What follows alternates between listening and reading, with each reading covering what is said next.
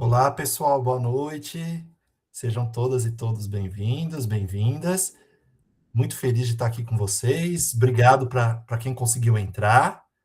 Sei que hoje é um dia difícil, hoje e ontem, né? Tá sendo caótico. Vou dar um relato particular, inclusive, lá em SME estava sem água e sem energia elétrica, então fomos de manhã, toda a equipe voltamos para casa para trabalhar de casa, foi igual a gente, muitas pessoas, muitas residências, né? Foi um dia bem complicado. Então, eu fiz o convite para todo mundo, quem pudesse entrar hoje, né? Ou quem não pudesse entrar hoje, vai ficar a gravação, iniciou a gravação, para assistir depois e participar à medida do possível. Então, vocês são os heróis da resistência, nesse caso, permitam um trocadilho, né? Os heróis da resistência elétrica, que tiveram sorte de ter oportunidade de estar aqui hoje. Muito obrigado. E nós pensamos no encontro de hoje, né, Beth e eu, já desde quando a gente fez uma previsão do trabalho para esse ano, montar uma live de encerramento, né? A gente teve um ciclo formativo ao longo desse ano, né? Começamos no finalzinho do primeiro semestre, fomos indo até agora, né? Até dezembro, e foi muito proveitoso, né? Muitos professores participaram das formações, das discussões, né? Da troca de experiências. Então, quero agradecer demais, né? Foi um ano muito intenso, muitas ações formativas e agradecer demais vocês. Reforço quem não participa do projeto AEL, tem interesse, é um grande prazer. Vamos planejar para o ano que vem, descansar bastante nas férias agora e recuperar as energias e pensarmos, porque é muito proveitoso, né? Um trabalho com a literatura, com a AEL ou outros projetos literários. E, dito isso, né, já não falarei mais nada hoje, que eu quero passar a fala para a professora Beth. Quando a gente planejou, ela perguntou para mim, né, Samir, o que você acha interessante a gente trazer nesse último encontro?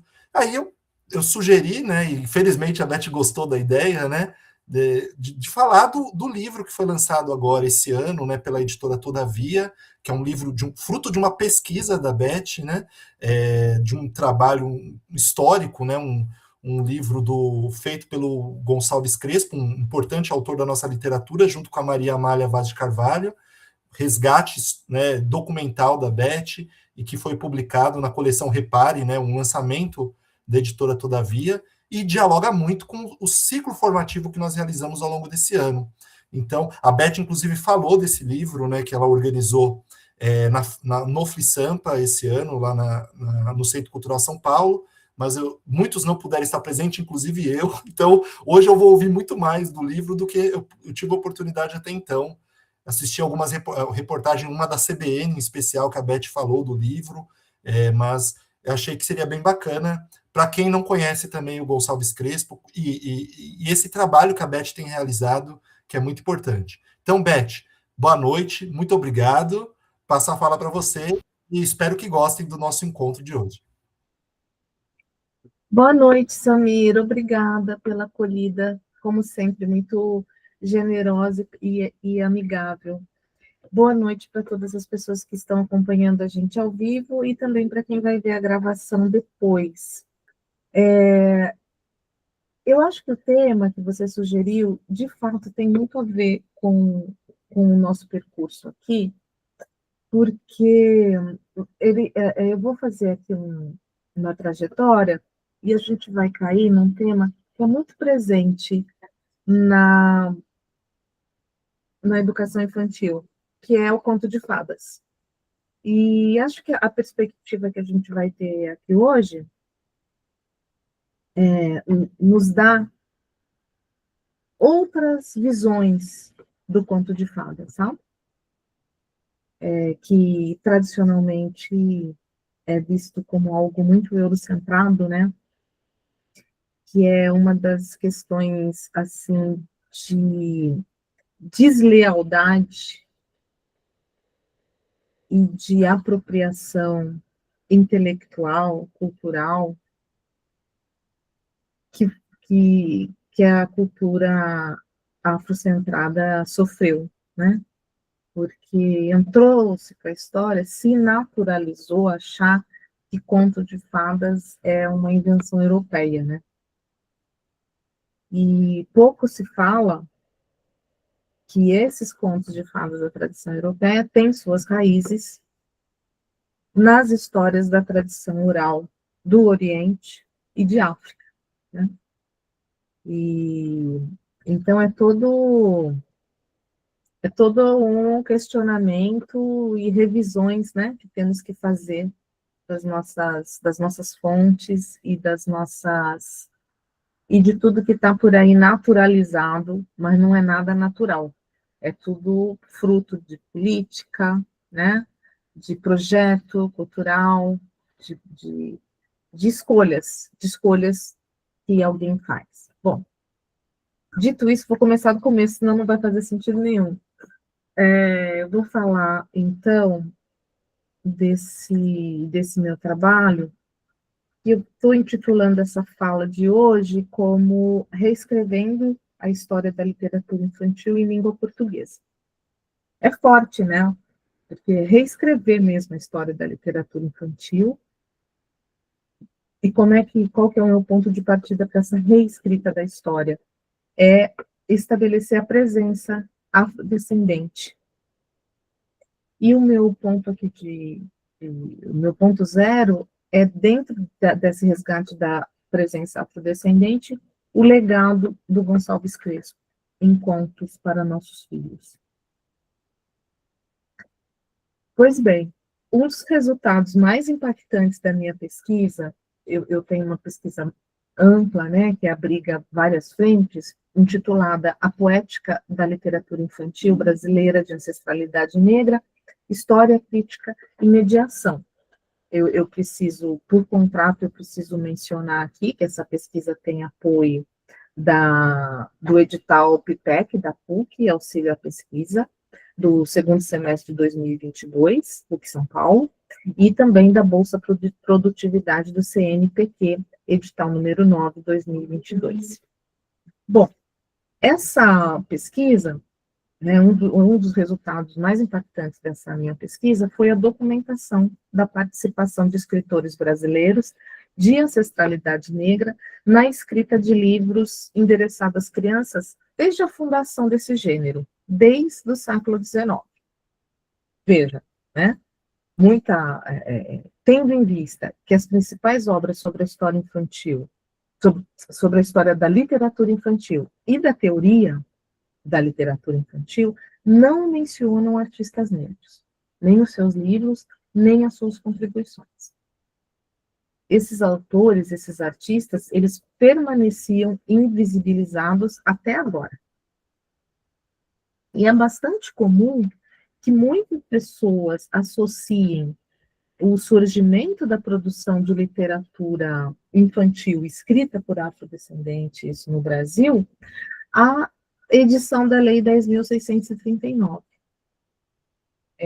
que incluiu, né, como vocês sabem, a obrigatoriedade do estudo de história e cultura afro-brasileira na formação oficial das redes de ensino. De fato, desde então, a gente está observando um aumento expressivo no número de publicações de livros infantis voltados à temática afro, muitas vezes em resposta à demanda criada pela lei. Diversos escritores de diversas origens têm se dedicado a produzir obras e promover atividade mais atenta a essa necessidade. Uma parte significativa desses títulos é, de fato, desenvolvida por autores e autoras, ilustradores e ilustradores negros e negras, que aos poucos passam a receber uma maior atenção, um maior reconhecimento crítico, sobretudo nos últimos 10 anos, né?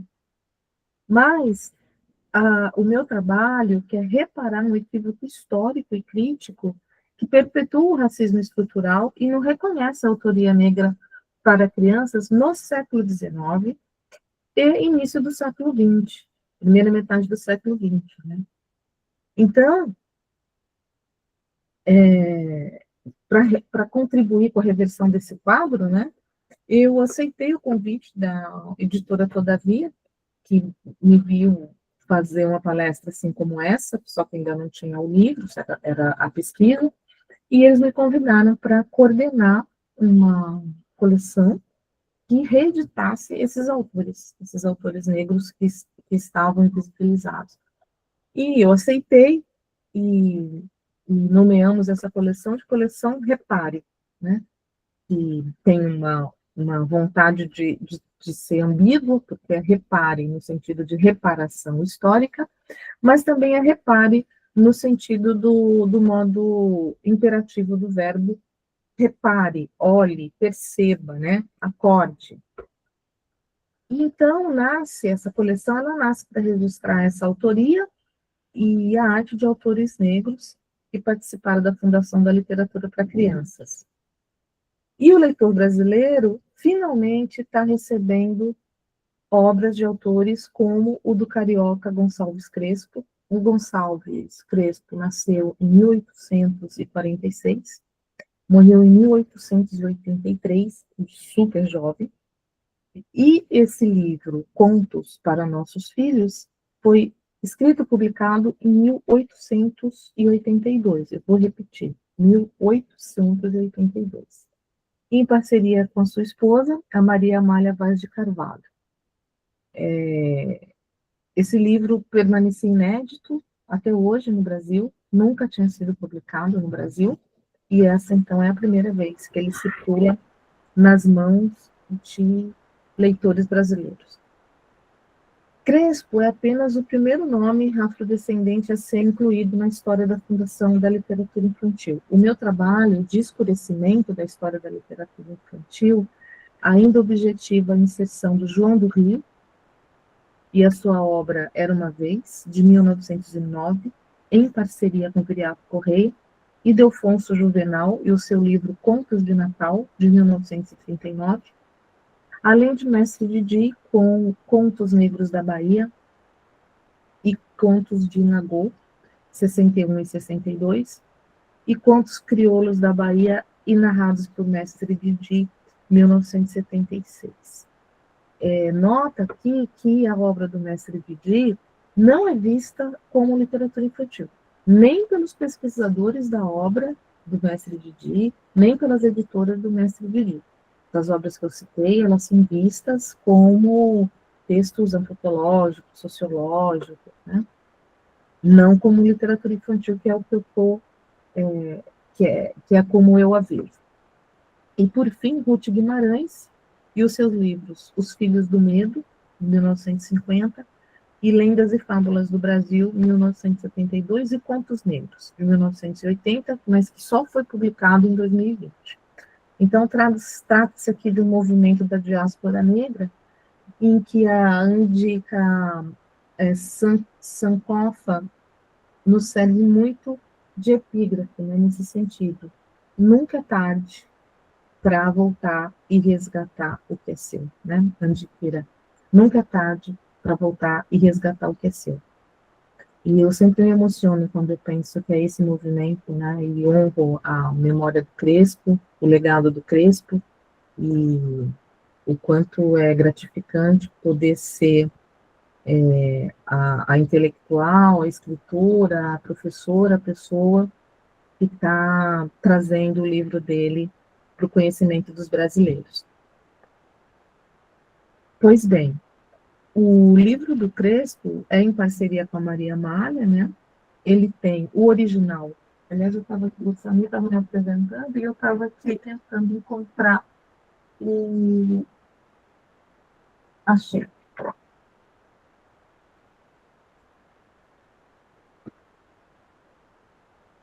O livro original. Eu ia perguntar exatamente sobre isso, Beth. Como foi que você conseguiu o exemplar? Foi em Portugal? Ou tinha algum sebo aqui no Brasil? Ou alguma universidade que tinha? Como que foi o seu primeiro contato com o original? Que legal. Aliás, se vocês quiserem fazer nesse esquema de perguntas, eu super topo também, eu gosto de...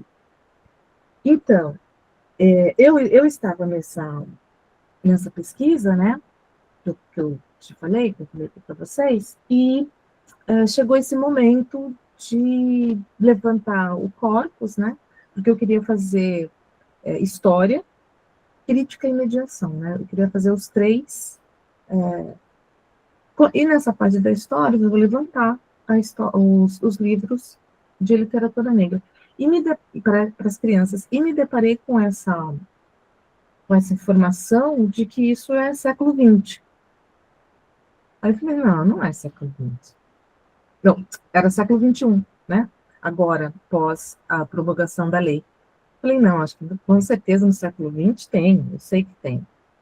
E comecei a aprofundar, e de fato, né, a gente tem alguns livros na segunda metade do século XX que circulam mais, esses da primeira metade do século XX têm uma circulação mais específica, já dentro de um círculo interessado em literatura negra, né, que é, por exemplo, os livros da Ruth Guimarães, e aí eu aprofundei a pesquisa e cheguei nesses autores do século XIX, e o Crespo. Eu falei, bom, eu quero ler esse livro, né? Porque talvez, apesar do título, eu só tinha título, Contos para Nossos Filhos. Talvez, pelo título, não seja um livro para crianças, né?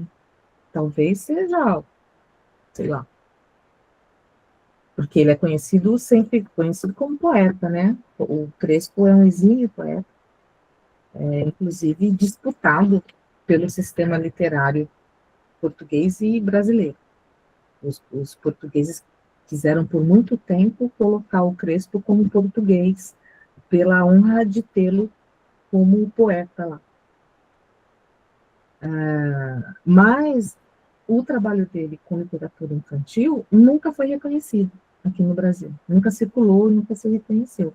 Bom, e aí, respondendo sua pergunta, Samir, de forma mais direta, eu fui, então, atrás do livro, fiz a busca, não tinha para vender em lugar nenhum, nem em sebos, nem em estante virtual, muito menos em livraria. Aí eu descobri que não tinha tido nenhuma edição brasileira, só edição portuguesa, mas eu achei que a Biblioteca Nacional, no Rio de Janeiro, teria um exemplar, mesmo sem publicação aqui. E não tinha, a Biblioteca Nacional não tem lá. Aí eu recorri a um colega imortal, né, um dos imortais da Academia Brasileira de Letras, com quem eu mantenho contato, enfim, conversando sobre várias questões literárias, e ele é um bibliógrafo, né, uma pessoa que coleciona livros do século XIX. Ele tem uma biblioteca assim que é um particular, né, uma biblioteca particular, que é um tesouro, um tesouro. Tudo que você imaginar do século XIX ele tem. E aí eu escrevi para ele perguntando se por acaso ele tinha, né, essa obra do Crespo. Ele não tinha. Aí eu fiquei bem curiosa, falei, meu Deus, o que está acontecendo? Será que eu estou delirando aqui? O negócio não existe, eu que estou achando. Aí eu recorri a uma pesquisa internacional, né? Falei, Portugal deve ter. E aí eu achei um sebo em Portugal, essa edição, porque o livro é de 1882 e ele sempre foi um sucesso. Então, esse livro vendeu muito. Ele teve 56 edições. Foi adotado pelo governo português muitas vezes, né? E aí eu achei essa 11ª edição, que foi uma edição de 1912, num sebo português, e pedi para uma amiga que mora em Lisboa comprar para mim. Eu andei. Foi baratinho, viu? Parece cheio de glamour, mas foram 2 euros. Mas só tinha esse aqui disponível. E aí ela comprou e tive que esperar uma outra amiga viajar para a Europa para trazer na mala, porque se fosse mandar pelo correio, havia o risco de extraviar, que eu morria de medo disso, e ia ter mais custo o envio do livro do que o livro, e como essa amiga já estava com passagem comprada para a Europa, eu falei, vou esperar ela ir, ela foi, pegou o livro e me trouxe. E aí me deparei com os contos, né, com essa literatura tão peculiar que eu quero contar para vocês como é. Mas voltando aqui no meu roteiro, e vocês podem me interromper, viu, Samir, a hora que achar necessário, o livro tem 304 páginas, 35 contos. A minha seleção são 10 contos. Tá? Então, essa é a edição que nós temos, né? Que a Todavia editou. As imagens são de Raquel Eusébio. Lindíssimo.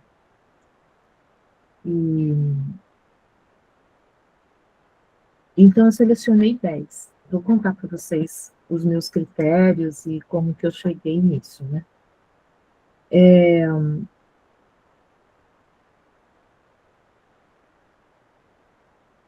Vou dar uma informação agora que vai causar um frenesi, mas a gente vai aprofundar isso. Essas narrativas do livro... desculpa, não são 35, são 24 narrativas e são recontos dos irmãos Grimm. E eu escolhi 10 histórias dessas, né? E o que chamou a atenção de primeiro foi o esforço do Crespo e da sua esposa, Maria Amália, em adaptar os contos, modificando títulos, enredos, alongando as versões e um claro investimento em linguagem poética. E eu vou voltar nisso, porque esse é um ponto sensível da pesquisa, né? Vou voltar nisso, vou voltar na análise, vou fazer um pouco de análise do livro, mas antes eu queria contar um pouco para vocês sobre o Gonçalves Crespo, o projeto literário do Gonçalves Crespo, né? E me antecipar aqui na resposta de 3 perguntas que eu acho que circundam essa fala, essa obra, né? Esse trabalho que eu estou fazendo. A primeira é se Contos para Nossos Filhos foi escrito para crianças. Quer dizer, se ele teve intenção de que o livro fosse para criança. É como se a gente perguntasse, será que é mesmo literatura infantil? A segunda pergunta é se o Crespo era um homem negro racializado, né? Isso foi algo que me ocorreu já desde o início, né? Porque se ele não fosse racializado, eu ficaria com uma situação ainda mais de identificá-lo assim, mas não ter a autoidentificação dele, né? Então, isso foi uma pergunta que me ocorreu, que eu acho que ocorre à maioria das pessoas. E, por fim, né, a terceira questão. O Crespo fez literatura negra? Então, vamos lá. A minha hipótese de pesquisa, a qual eu confirmei, é que esse é um dos primeiros livros de literatura para crianças em língua portuguesa. E foi escrito por um homem negro brasileiro chamado Gonçalves Crespo. O Crespo é mais conhecido por 2 livros de poema, Miniaturas, de 1871, e Noturnos, de 1882, que é o mesmo ano de Contos para Nossos Filhos.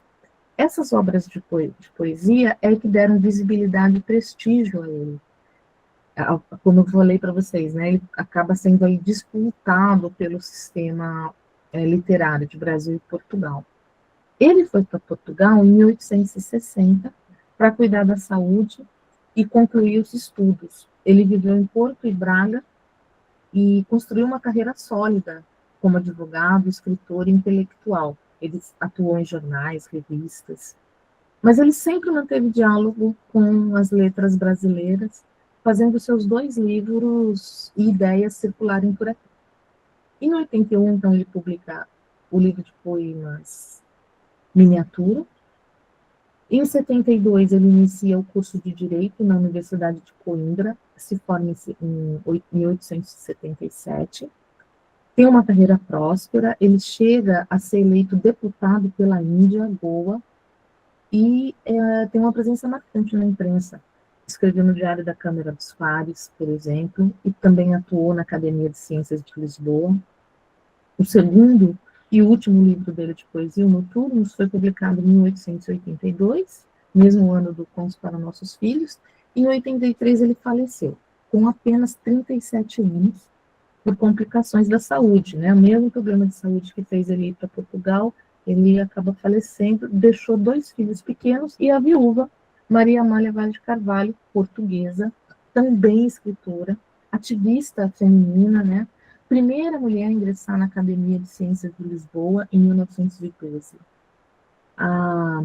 Uma curiosidade, né? A Amália, em prefácio para a edição das obras completas do Crespo, em 1897, ela descreveu o marido como um homem gentil, inteligente, cativante, de talento literário único e um humor público que o fazia parecer festivo, entrecortado pela melancolia da vida íntima.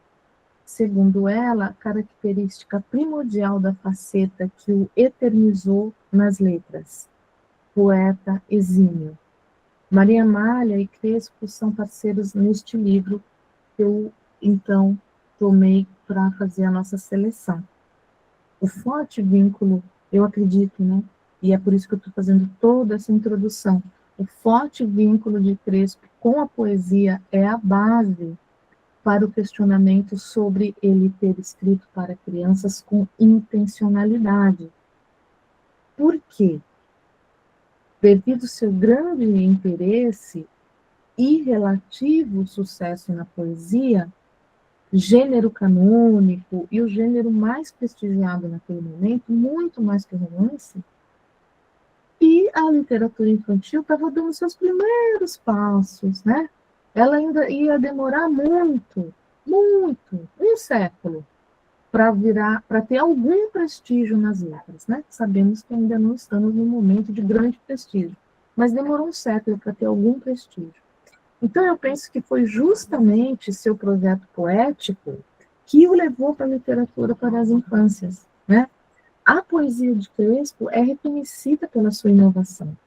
Enquanto os poetas da época estavam presos a referências, temas e estéticas greco-latinas, o Crespo traz uma enormidade de temas para os seus poemas, questões raciais, subjetividade e recordações de infância, defesa dos fracos, dos oprimidos, temas principais dos contos de fadas, por ele selecionado e reescrito, como eu vou trazer aqui mais detalhes. A poesia do Crespo impressionou e marcou a literatura em língua portuguesa a tal ponto de os portugueses afirmarem que seus 2 livros de poema, Miniatura e Noturno, introduziram o parnasianismo em Portugal, né? Sim, quem inventou o parnasianismo em Portugal? Gonçalves Crespo. Isso quem dizem são os críticos portugueses, viu? Então aqui o Crespo é reconhecido como o precursor do antirromantismo e forte influência da geração de intelectuais urbanos. Eu estou aqui angariando elementos, comprovações do quanto Crespo é inovador, né, do quanto a sua literatura busca inovação. Com um projeto estético que prima pela inovação, faz sentido não demorar muito para o Crespo se encontrar com a literatura para criança. O gênero que estava sendo fundado no Brasil e em Portugal, que se oferecia como território fértil para artistas intelectuais comprometidos em operar uma intervenção de transformação poética diante das obras que circulavam naquele momento, que eram 100% didatizantes, né? Então, nesse período, estou falando de qual período? Década de 1880, a literatura para criança estava sendo fundada em boa parte do Ocidente, né? É um fenômeno novo e global. É um momento em que o conto da tradição oral, após ter sido transmutado para o conto de fadas ou o conto maravilhoso, voltado para os adultos, passa a ser destinado para as crianças e suas famílias.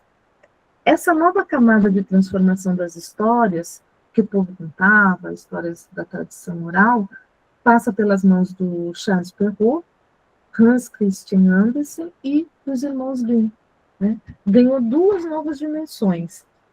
Quais seriam? A dimensão didática, em especial questões de comportamento civilizatório, e a dimensão literária, com ajuste de enredos, continuidades, detalhamento na configuração de espaço, recolocação de finais menos trágicos, menos sangrentos, menos sensuais, e mais felizes, né? Amenizando aí os conteúdos de violência e eliminação de conteúdo sexual. No entanto, de modo geral, mesmo com as várias interferências literárias, em especial dos irmãos Grimm, né? Que eu vou focar nos irmãos Grimm porque é a maior fonte aqui do Crespo. Os contos de fadas e os contos da carochinha, endereçado ao público infantil, acabou sendo espaço para lição de moral e civilidade também.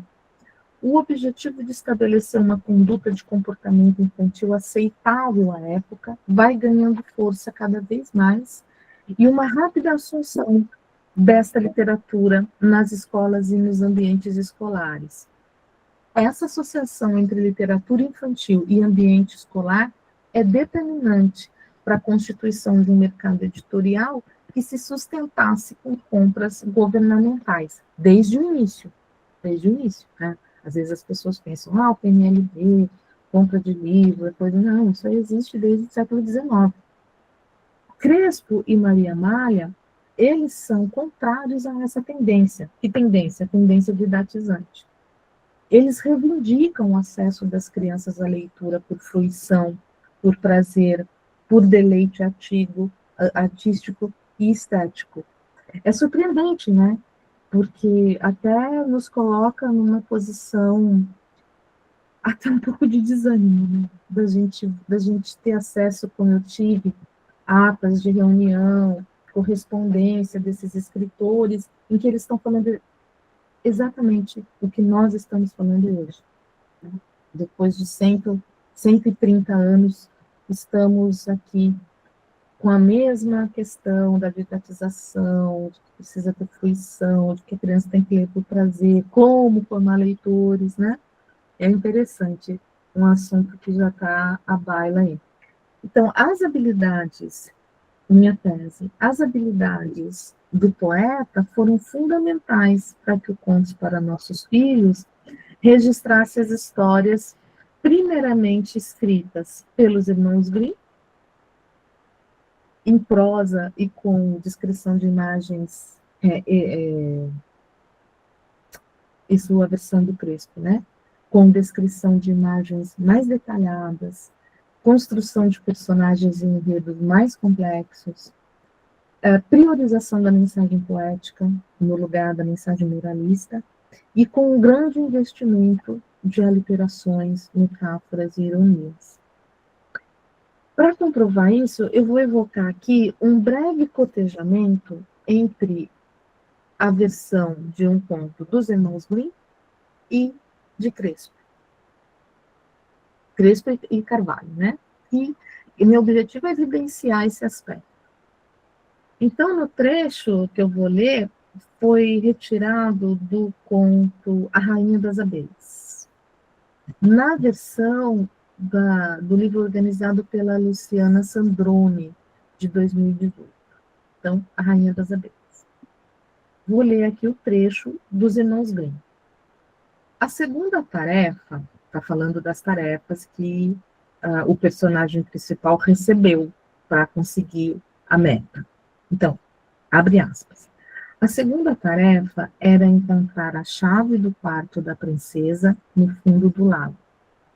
Quando João Bobo chegou junto ao lago, as patas que ele salvara chegaram nadando e depois mergulharam e acharam a chave. Fecha aspas. Eu vou ler agora para vocês o mesmo trecho na versão do Crespo. O velhinho disse-lhe, travessão. Muito bem, mas agora é preciso quebrar o segundo encanto, que é apanhar a chave do quarto de dormir da princesa que está no fundo do lago. Bom, o pobre príncipe partiu para o lago, mas quando lá chegou, viu os patos que ele tinha salvo e que lhe disseram, travessão. Não te aflija, vamos dar-te já a chave. Ponto. E um deles, mergulhando no lago, trouxe a chave que entregou ao príncipe. Fecha aspas. Então, veja como fica evidente o cuidado para fortalecer o enredo da ação e reforça Quando ele faz isso, o que o texto ganha? Um reforço da subjetividade do personagem principal. Na versão dos irmãos Grimm, prevalece uma objetividade. O texto busca informar o leitor sobre a ação. E, a partir daí, nós temos a sequência dos verbos no trecho. Encontrar, chegar, salvar, nadar, mergulhar, achar. Né? São todos, é um trecho formado de verbo, prioritariamente, porque ele está ali buscando ação. Né? Encontrar, o que? Achar, chegar onde? No lago, salvar, nadar, mergulhar, achar, que são as ações que a Pata vai fazer.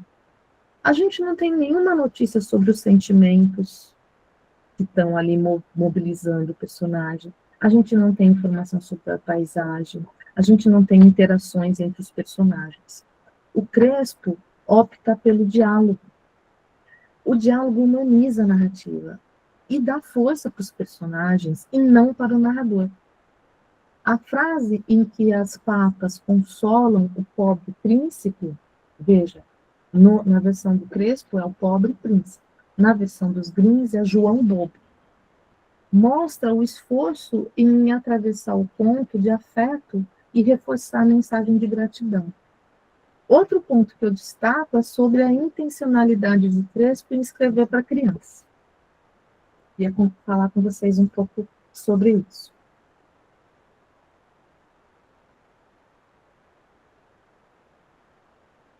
Desculpa, fui dar uma olhadinha nas mensagens, que estava chegando tanta mensagem aqui, e esse 2025 não foi para brincadeira, né, gente?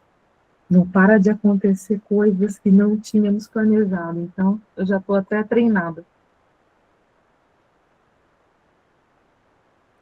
Então, queria também falar um pouco sobre isso, né? Será que ele teve a intenção mesmo de escrever para criança? Sim, teve. Como é que eu sei disso? Na apresentação do livro, que é endereçada às mães, imediatamente ele avisa que não há intenção didática ou moralista, mas sim de fruição, o que nos remete à qualificação de inovador que foi atribuído a Crespo desde sempre. Eu vou ler um trecho para vocês do prefácio que ele e Maria Amália escrevem. Abre aspas. Isto não é uma obra de erudição, nem uma obra crítica.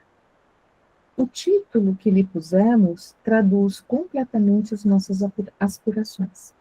São contos para nossos filhos, contos para deleitarem a imaginação das crianças, contos que elas entendam, que as interessem, que as façam rir e as façam chorar. Fecha aspas.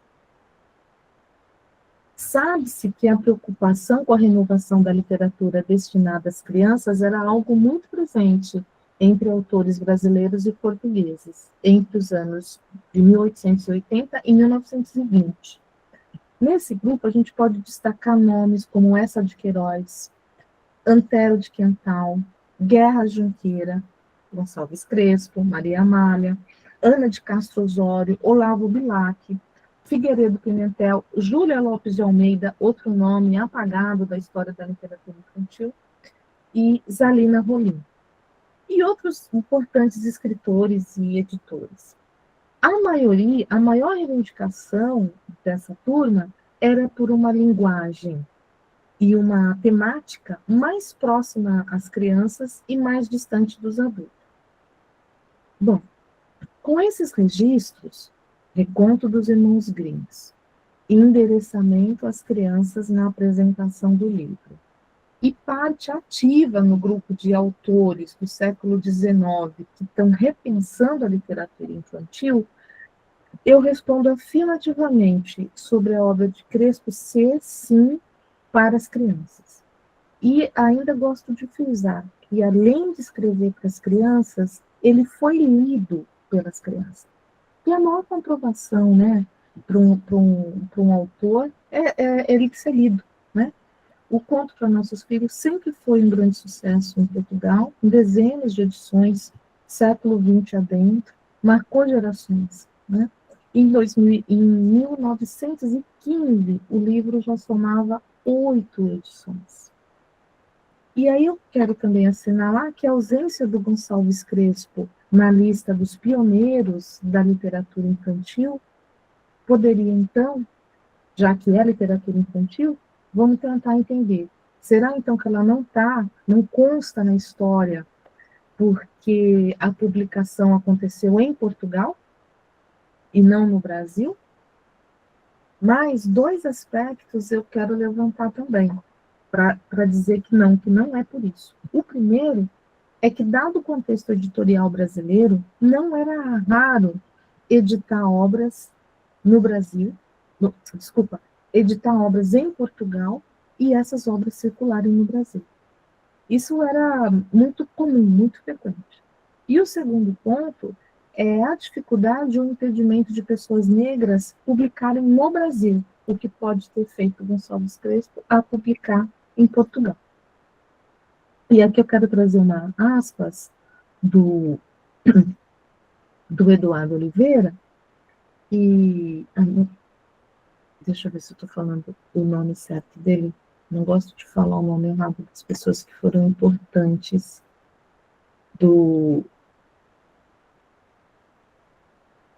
isso mesmo. É do Oliveira e da Fabiane, do Eduardo e da Fabiane, que traz a pesquisa deles traz uma descoberta muito importante sobre a publicação de autores negros no Brasil do século XIX. Então, eles dizem, abre aspas, no século XIX, momento em que a ideia de literatura brasileira começa a ter uma forma, nós tivemos 11 publicações individuais de contos afro-brasileiros. 11, século XIX inteiro.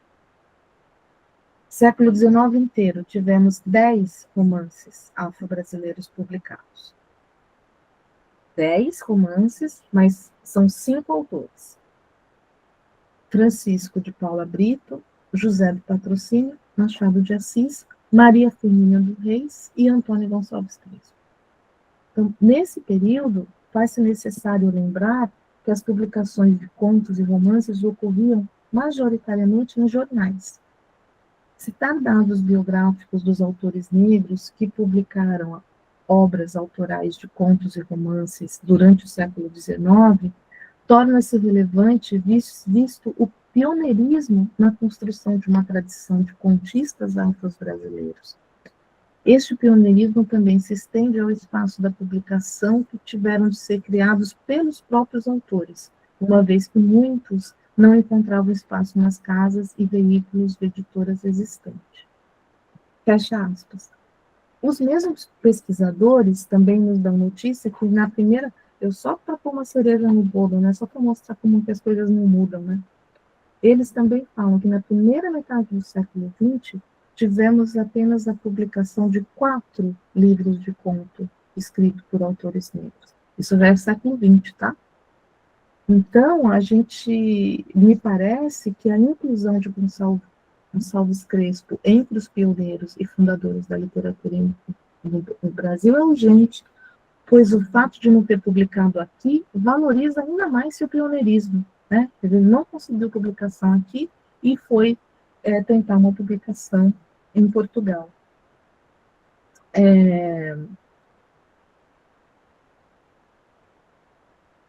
E agora a questão da racialização, né? De se Gonçalves Crespo era um homem racializado. Por onde eu vou para chegar nisso? Para além das fotos, né, que temos dele, das imagens que temos dele. Beth, tem poucas imagens dele, né? Tem poucas. Tem basicamente uma ou duas daquelas... Não, acho que não é correto falar fotografia. São desenhos feitos com bico de pena, né? Mas é que tem uma perfeição ali nos traços que, quando a gente olha, até parece uma fotografia, né? E são também imagens na mesma história do Machado de Assis e da Maria Firmina. Você percebe uma tentativa do artista de embranquecê-los, né? Então, você vai ter um nariz mais afilado do que realmente era, você vai ter a busca de uma tez mais clara do que realmente era, né? Você está procurando uma foto para compartilhar? Ah, não estou te ouvindo, não estou te ouvindo. Desculpa.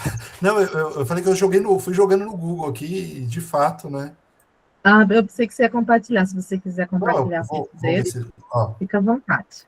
Eu vou aqui falando. Então, nessa. apareceu para você, Beth? Ali a Ó? correspondência. Ainda não. Agora sim. Isso, é esse mesmo. Eu vou falar isso mesmo. Você vê que a Praticamente gente são tem essas uma imagens. variação. São essas. A gente tem uma variação da mesma imagem, né? Em close, virada para cá, virada para lá, mas é praticamente a mesma imagem. Descrito pelos amigos e pela esposa como um homem lindíssimo. Sabe o que é curioso? Eu joguei no Wikipedia também, né? Curiosidade para ver se citavam o livro, né? Da Todavia, né? A nova edição, né? Não tem nenhuma menção ainda, né? Mas o curioso é a biografia que aparece, que ele era um jurista e poeta português, aí em seguida fala, nascido no Rio de Janeiro, sabe? É claro, ele se naturalizou português, ok, mas da mesma forma, ninguém vai encontrar nenhuma menção que a Clarice Lispector era uma escritora brasileira, né? É muito parecido o caso, né? Ele também foi jovem para Portugal, ela veio jovem para o Brasil, né? Mas no caso dele, é essa disputa mesmo, é como se ele fosse um escritor português, né? Portugal gosta de trazer isso, mas é pensando na poesia, né? Pensando nos dois livros de poesia, não no Contos para Nossos Filhos, né? Que é o nosso tema aqui. Então, ele tem nas correspondências do Crespo, a gente percebe que ele se assume, ele se autodeclara homem negro, né? Que é uma postura pouco convencional para a época. Era uma época em que se racializar poderia ter consequências sérias na sociedade, né? Especialmente na sociedade portuguesa, e no Brasil também, e nem mudou tanto assim, né? Enfim. A existência de pessoas negras na elite cultural e econômica do século XIX ainda está marcada pela invisibilidade e pelo processo de embranquecimento, né? Na maioria das vezes, os escritores negros que furaram os bloqueios raciais e conseguiram escrever, publicar, divulgar sua obra, ter reconhecimento por isso, eles são retratados como brancos, e o racismo da época, o racismo estrutural, por fim, né, eles conseguem o que outros bloqueios não conseguiram, né, que é negar a plena existência da pessoa negra e sua ampla força artística e intelectual. Isso foi o caso da Maria Firmina, do Machado de Assis e da Alta de Souza, né? Alta de Souza também, uma escritora negra do século XIX, nasceu em 1876, faleceu em 1901, importantíssima, com um texto assim feroz, pouco se fala dela, né? Então, pesquisadores e o sistema literário em geral, de suas épocas e durante muito tempo no Brasil, até recentemente, descreveram essas pessoas com palavras que amenizavam a negritude, como se a descendência africana fosse um demérito. Alguns deles evitaram a autodeclaração da sua negritude como ato de sobrevivência e de resistência das suas vidas e obras. É o caso da Alta de Souza, né? Pelo que se sabe até agora, não foi encontrado o registro da sua autodeclaração como mulher negra ou mestiça. E temos em sua obra o enaltecimento da cor branca. Ela era uma escritora negra. Não temos registro da sua autodeclaração como mulher negra, e a sua obra é atravessada por um enaltecimento do branco. E eu chamo isso, junto com o Benetton Bonnat, de marronagem.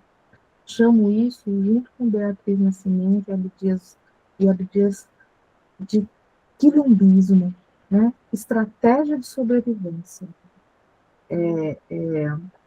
maneiras de permanecer em sociedade, de ter espaço para publicação, né? De ter condição financeira de se autossustentar.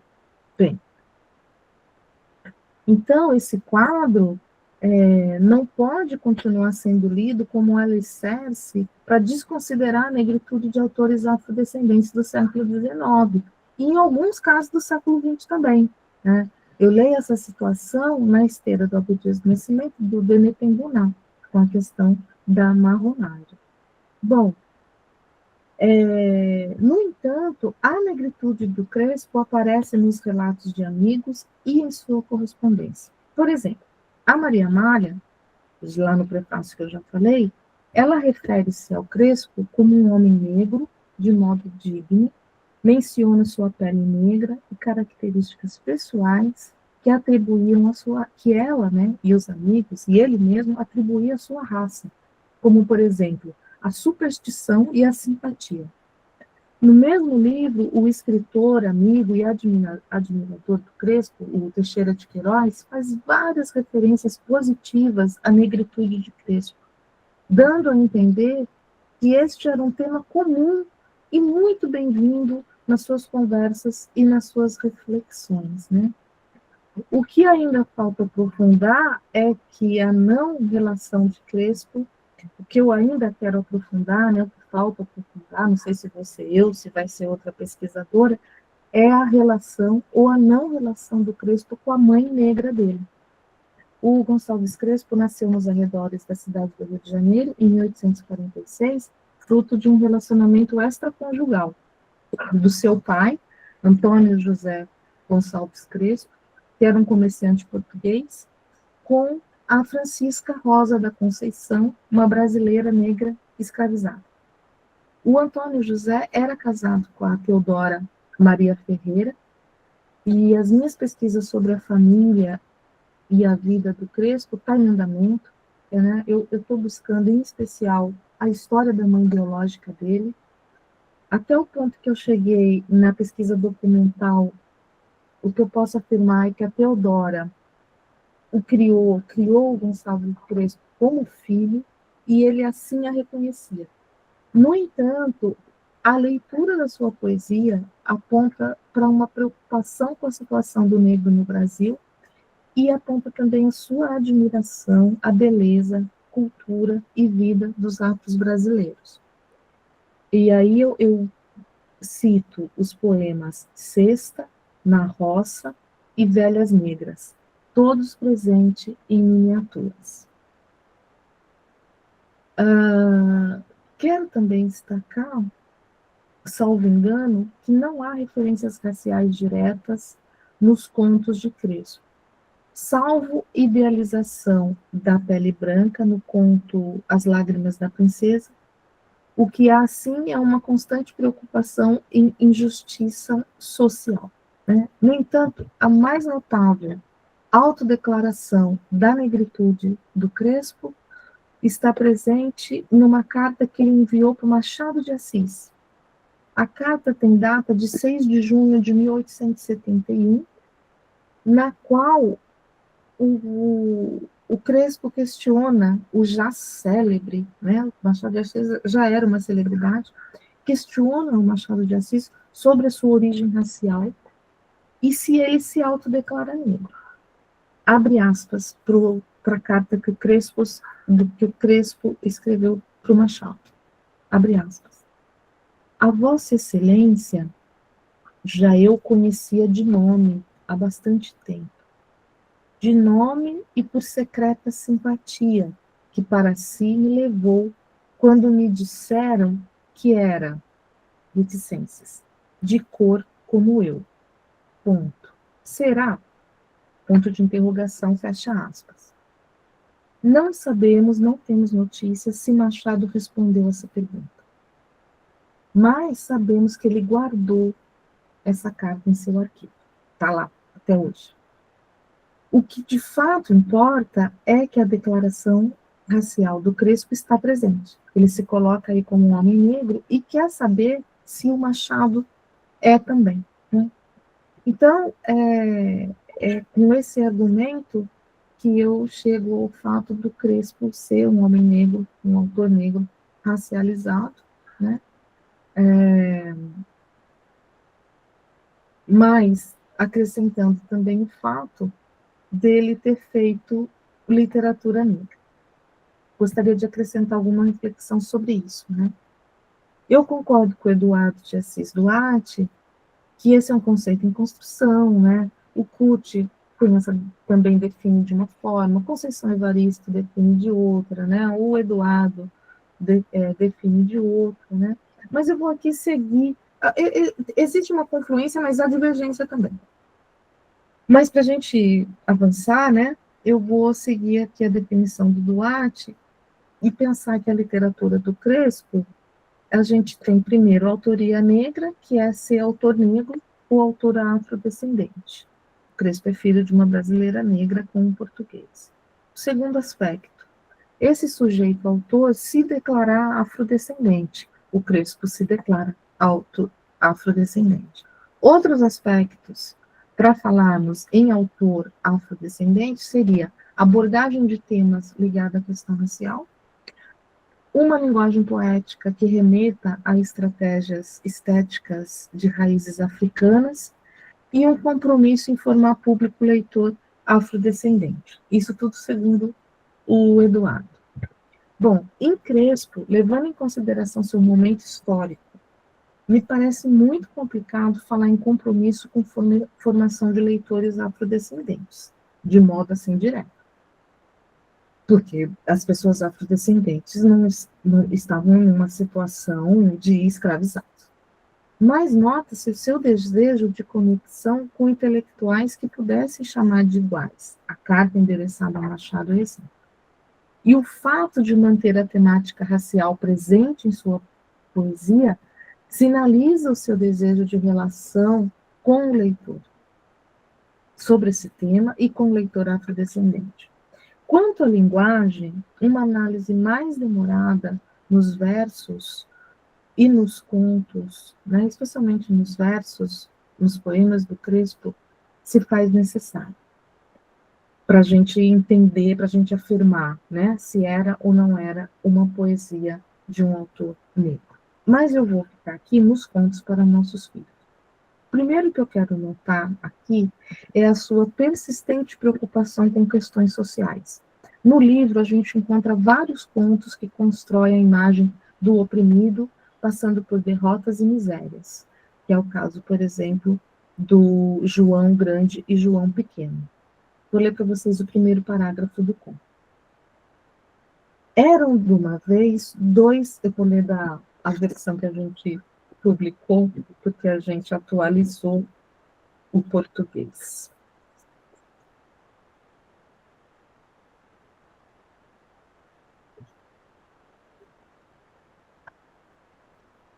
Era de uma vez dois sólios que tinham o mesmo nome de batismo. Tanto um como o outro se chamava João, mas um tinha só um cavalo, o outro nada menos do que 4. Para diferenciar um do outro, tinham posto ao do cavalo só o nome de João Pequeno. Ora, justamente o João Pequeno é que era o mais alto. Mas que querem, meus meninos? Também era o mais pobre. E nesse mundo, reticências. Enfim, saberão mais tarde essas coisas, reticências. Então, ele já vai aqui, 2 características para a gente destacar, né? O narrador que procura o contato direto com o leitor criança, né? Estabelecendo um diálogo aí, até uma técnica bem machadiana de falar com o leitor, né? Mas aqui ele está falando com a criança, tanto que ele fala, o que você quer, meninos? O mundo é assim mesmo, né? E ele parece ter alcançado com isso, né, o objetivo de fazer uma literatura infantil mais moderna, mais arejada, né, que está mais próxima da criança, que era como ele queria lá no projeto. Tal fato fica ainda mais comprovado com a grande circulação da obra, pois foi muito lida, né, recebeu várias edições, até a década de 60, 70, nas escolas de Portugal. Sem dúvida, uma obra de sucesso e fruto dessa parceria apaixonada com a esposa Maria Amália Vaz de Carvalho, escritora, jornalista, ativista, poeta, né? Escreveu em vários jornais, sempre muito próxima ao Brasil. Ela publicou no Jornal do Comércio, aqui no Brasil, no jornal A Mensageira, no final do século XIX, né, que era conhecida como uma revista literária dedicada à mulher brasileira, né? E ela sempre nos textos reclamava por direito das mulheres, né? A mulher, uma frase famosa dela, criticando que a mulher fosse exclusiva para o casamento, né? Outra frase famosa dela abre aspas, a mulher é um poder, é preciso aproveitá-la na obra comum da civilização, fecha aspas, né, reivindicando a importância da mulher. Né? Tem vários estudos que aproximam a obra da Maria Amália com ilustres contemporâneas brasileiras, como a Nísia Floresta e a Júlia Lopes de Almeida, né, pelas confluências de temas.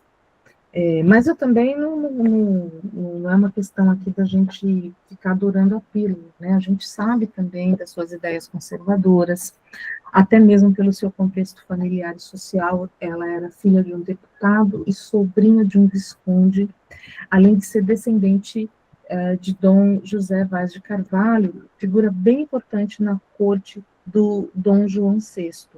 A Amália sempre valorizou a religião, a família tradicional, destacando o papel da esposa dentro desse núcleo doméstico. Né?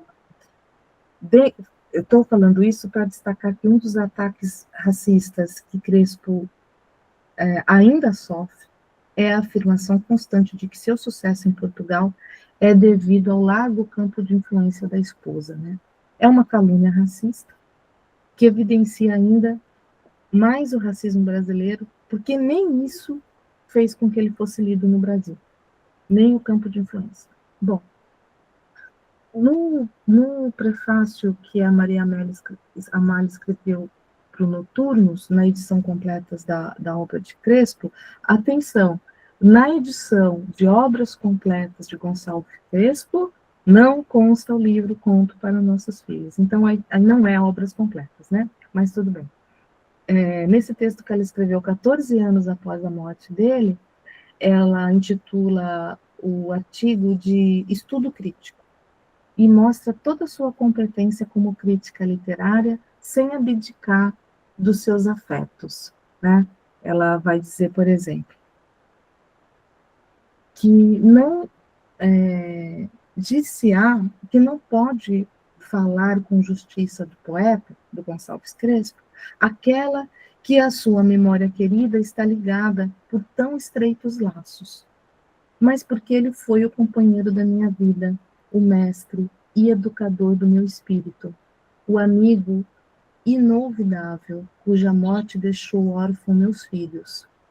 Não terei o direito de ajuntar a minha voz humilde a vozes que no país em que eu nasci e no império em que ele nasceu o proclamam um dos mais dedicados poetas modernos, um dos cinzeladores mais primorosos da poesia portuguesa, um parnasiano no bom sentido da palavra, quer dizer, juntando como copê mais em muito mais alto grau do que este, a suavidade, a melodia, a correção do metro, o sentimento profundo, a compreensão clara, nítida e perfeita de todos os segredos complexos da alma contemporânea, parece-me que seriam rigorosos demais os que tentassem coater-me a esse direito, e que seria demasiada docilidade da minha parte o sujeitar-me a censores tão intransigentes e tão duros. Demais, não escrevo em exclusividade para ser lida por mulheres? E onde está a mulher que condene-me neste ponto? Não há nenhuma, tenho certeza disso. Fecha aspas. Eu adoro ler esse trecho porque e peço sempre para a minha plateia relevar a mulher apaixonada que a Maria Amália foi. né, aqui uma sequência de elogios à obra do Crespo e ao Crespo, e ela reivindicando o direito de, enquanto escritora e enquanto crítica literária, poder sim falar, criticar, escrever sobre a obra do marido falecido. Bom, espero não ter entediado vocês com toda essa apresentação do Crespo, da obra, das questões do livro português, e agora, finalmente, uma hora depois, a professora chega no livro aqui que a gente lançou esse ano, Contos para Nossos Filhos, uma seleção, né? É um livro que vem, então, a público com essa seleção dos 10 contos, né? E a gente tem, eu fiz esse cotejamento com as obras dos irmãos Grimm, né? Só um conto aqui é do Christian Andersen, né, o Patinho Feio. Para ter uma ideia da dimensão histórica desse livro, para além das questões estéticas e raciais que eu já falei com vocês, eu queria esclarecer algumas datas dessas publicações, né? E dessa obra fundamental que é o livro dos irmãos Grimm, né? Só para a gente ter uma ideia do quanto o livro do Crespo é inovador. Então, assim, os irmãos Grimm, eles publicaram 3 versões do... Eu não vou... O meu alemão não existe. Não é que ele é ruim, não é que ele é... Ele não existe.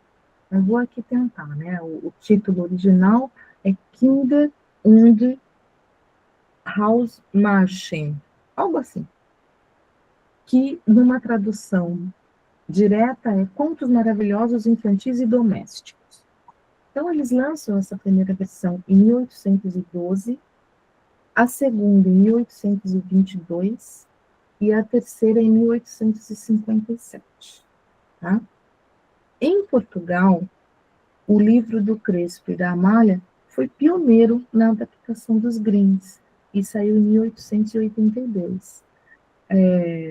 Menos de 30, 20 e poucos anos depois da obra dos Grimms.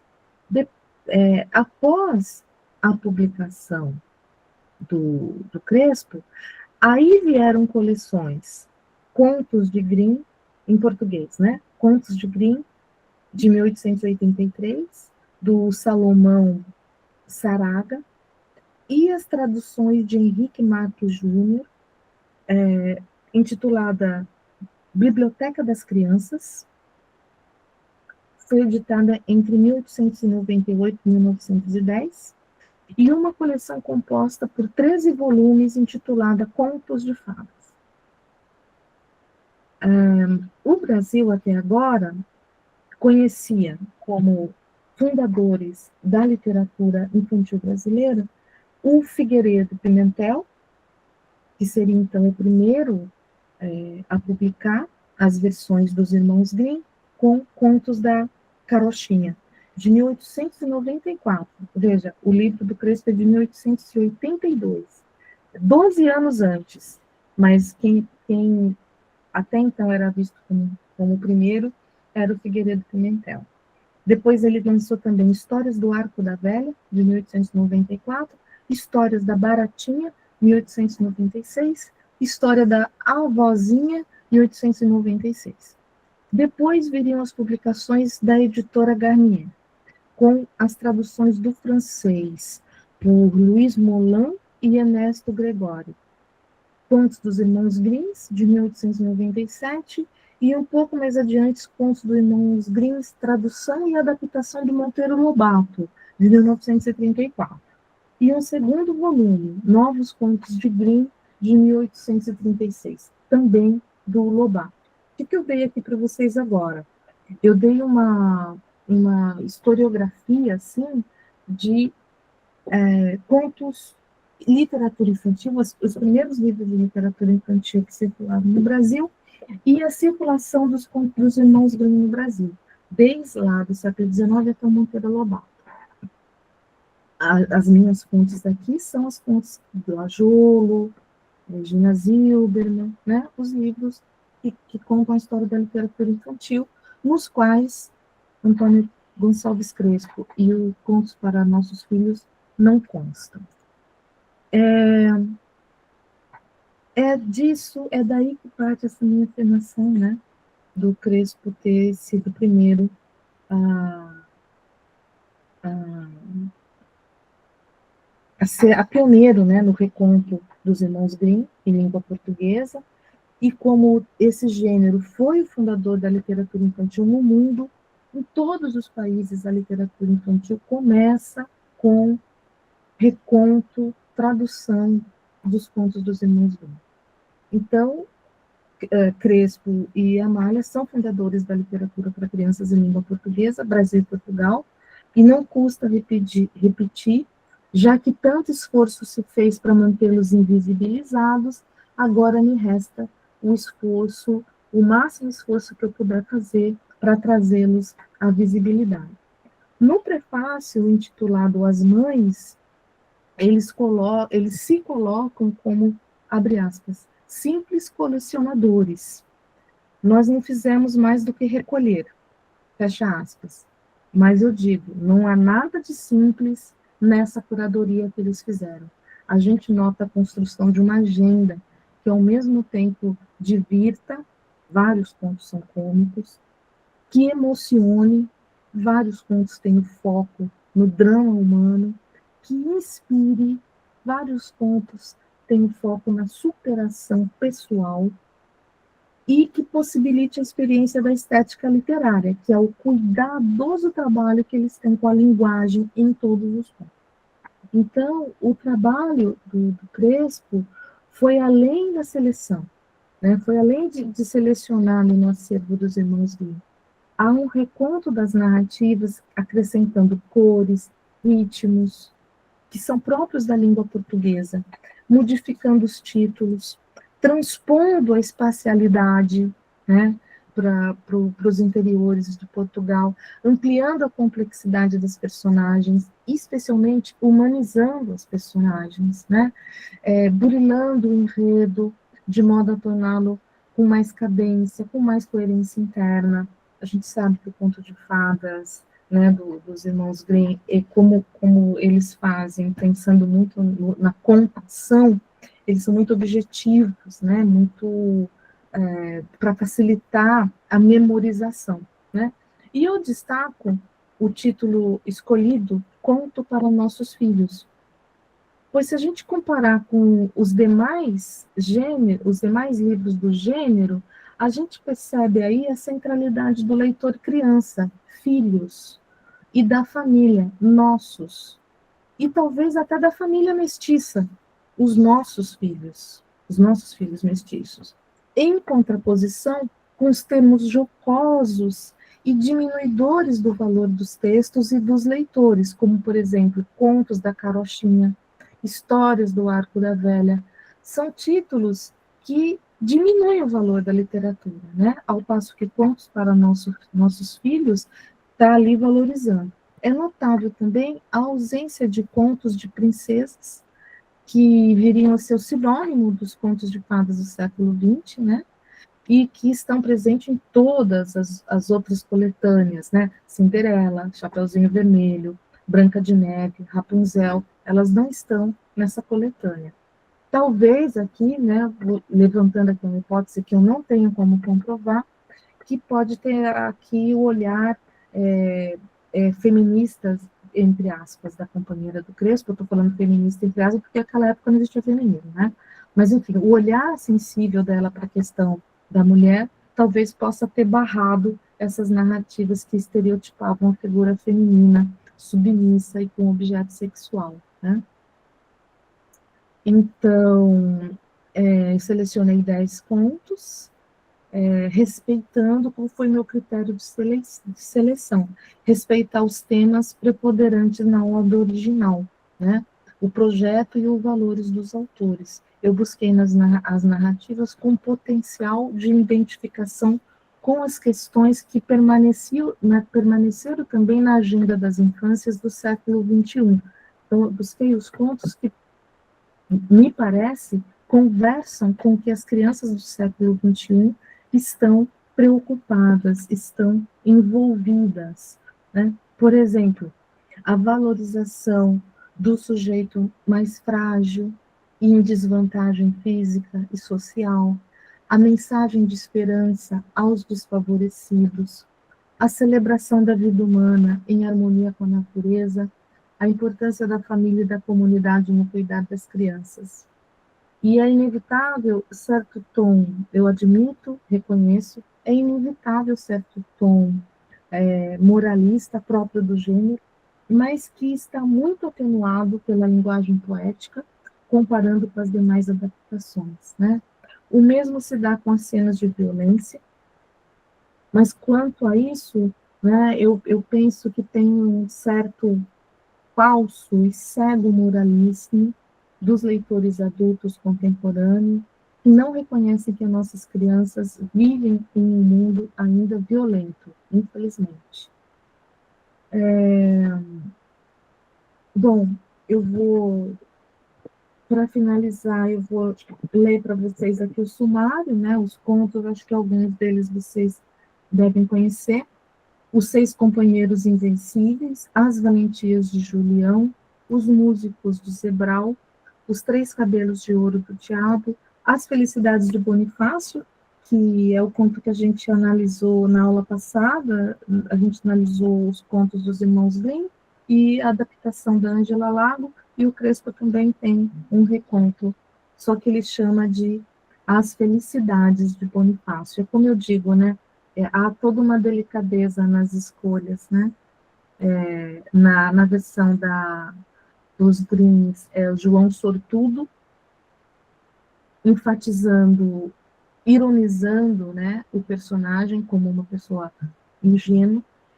Na versão da Ângela Lago, a gente tem o João Felizardo, já destacando mais que ele era feliz com o mínimo. E na versão do Crespo, As Felicidades de Bonifácio, ele tem nome, né?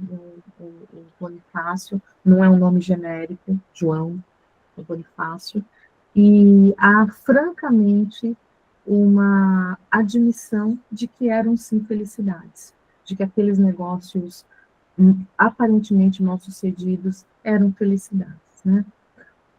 História de um pintinho, a rainha das abelhas, o lobo e os cabritos, o menino grão de milho e o patinho disforme, que é o patinho feio. O que mais que eu gostaria de ressaltar aqui para vocês?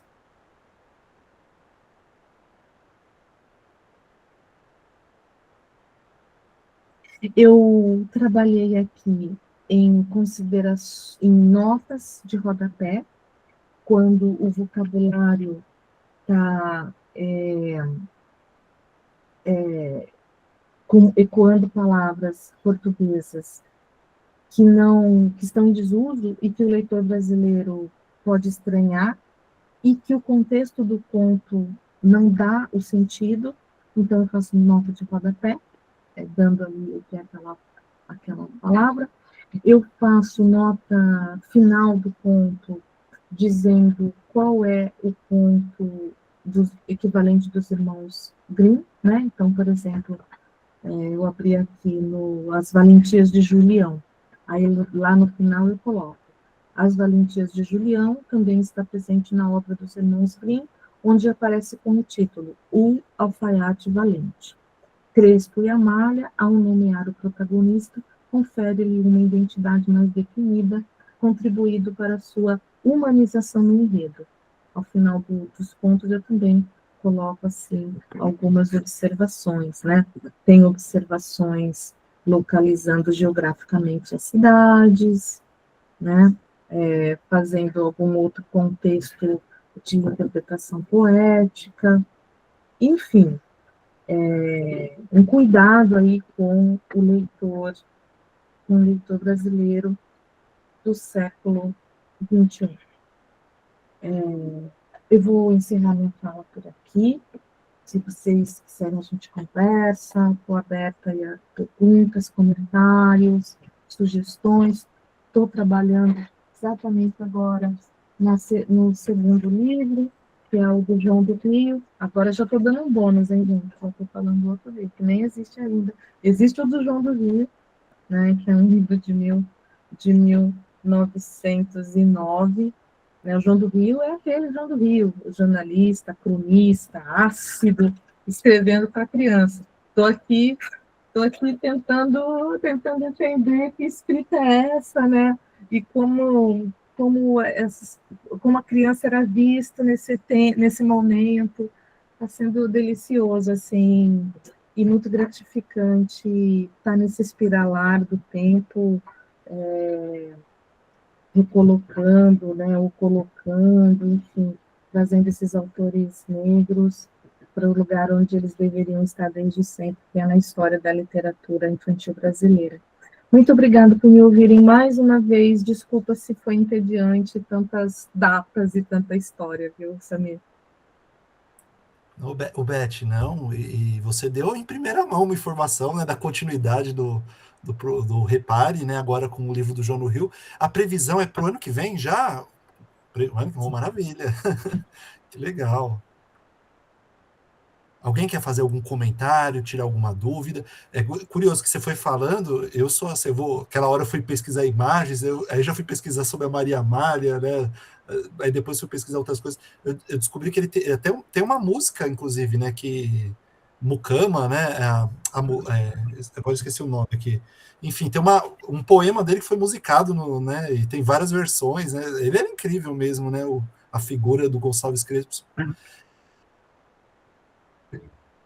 E vamos ver se a gente consegue fazer alguma ação ano que vem presencial, né, Beth? Aí, pessoal, levem o seu livro para a Beth autografar, vai ser muito bom, né? Muito, sempre. Eu acho que tem alguém querendo fazer uma pergunta, se eu não me engano. Isso. Por favor, gente. Caiu minha conexão, voltei e aí eu estou meio deslocado aqui. Acho que não. Eu escutei um barulhinho, Não? mas deve ter sido outra coisa. E aí, conheciam, né?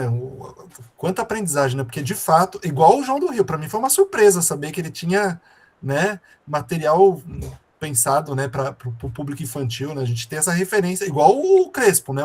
É o poeta parnasiano, ponto final, né? Acabou a biografia dele ali, né? Igual o caso do João do Rio, o jornalista, o cronista, conhecedor de música popular, mas para por ali também, né? Para Então, você ver, realmente. né? Para você ver. É um encontro entre o preconceito com a literatura infantil, né?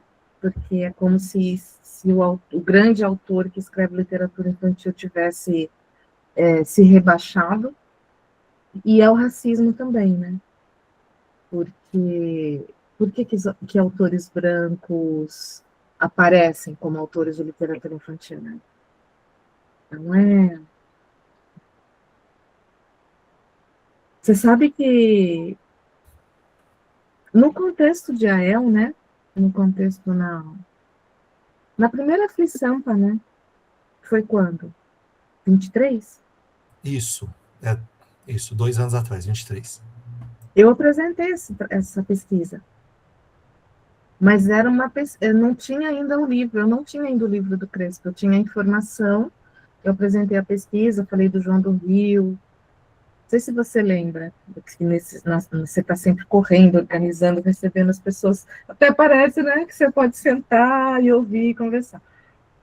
Mas, então, nessa mesa eu estava com a Cidinha da Silva,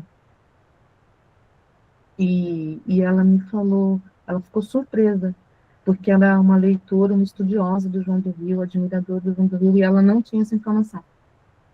Ela não tinha essa informação. Então, veja, né? Não é que as pessoas, em geral, tem pessoas estudiosas do João do Rio, pessoas estudiosas do conto de escritores afrodescendentes, não sabem que ele escreveu para criança. Mas é isso, estamos fazendo, né? Nunca é tarde para voltar e pegar o que é nosso, né? Nunca. Incrível, Beth. Nossa, muito bom. Espero que vocês tenham gostado. Se alguém quiser ainda fazer um comentário, observação, mas só te parabenizar mesmo, Beth, que seu grupo de pesquisa tem uma relevância muito grande, seu protagonismo. Eu lembro quando saiu na Folha de São Paulo, na Mônica Bergamo, né, em primeira mão, falando que a Todavia ia lançar a coleção. Eu falei, putz, eu já joguei nos grupos falando, ainda nem estava longe ainda de ser publicado o livro, mas eu falei, ó, gente, ó o que vem por aí, que demais, né? Muito orgulho mesmo de ter você conosco e você produzindo tanto, trazendo, né, reconfigurando mesmo o campo da literatura infantil. E de fato, eu lembro que quando você comentou, aquele, né, eu falei, poxa, a Neri Novaes Coelho tem a última edição do Dicionário da Literatura Infantil e Juvenil tem 1000 páginas. Eu falei, não pode ser que tenha um rodapé falando do Gonçalo. E não tem mesmo, de fato, né? Infelizmente, não estou ocupando ela, mas de fato a historiografia... É um fato, né? Não é fato. Julgamento, é um fato. Exato, é um fato, né? Realmente, ele e João do Rio e idem, né? Não são citados. Ruth Guimarães, né? Que você foi citando outros autores que você tem pesquisado, né? Da Ruth, então, da Ruth também tá aqui para fazer as seleções, fazer análise. Estou trabalhando, gente. Olha, Samir, falar para você o quanto eu celebro esse grupo, você, a El, o quanto me é caro, o quanto eu sou grata às deusas e à ancestralidade por ter cruzado os nossos caminhos, o meu e o seu. Quanta alegria esse encontro tem me dado nesses 5 anos. Quando eu venho para cá, para a gente conversar, para a gente ter os encontros, para a gente ter as aulas, e quando eu preparo as aulas, eu não me sinto trabalhando. Eu me sinto aquilombada aqui. Mesmo. Obrigada, me emocionei. Não dei palavras, Beth. Nossa, muito obrigado mesmo. E que sejam mais e mais anos, né? Espero que, como a gente falou, já temos planos para o ano que vem, tomara que a gente continue essa parceria. Obrigado mesmo. Obrigado, pessoal. Gente, eu não pedi em nenhum dos encontros esse ano, nem no ano passado, né? Eu esqueço mesmo, não é? Mas quem puder abrir uma câmera, só para a gente fazer uma foto, né, Beth? A gente nunca faz isso, né? É realmente o último encontro de 2025 nosso, né? Então, quem puder, claro, né? Nem todos estão preparados para isso, né?